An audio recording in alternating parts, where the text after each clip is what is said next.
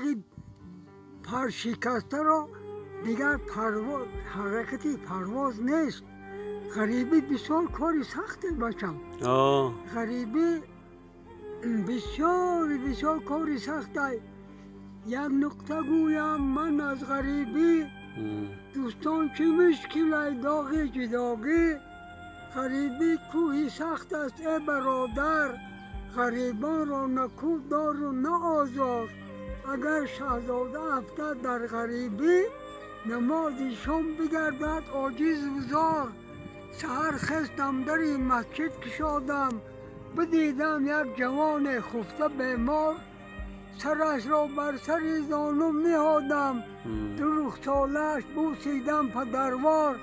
بگفتم ای جوان اصلت کجایی؟ بگفتا اصل من از شهر بلغار.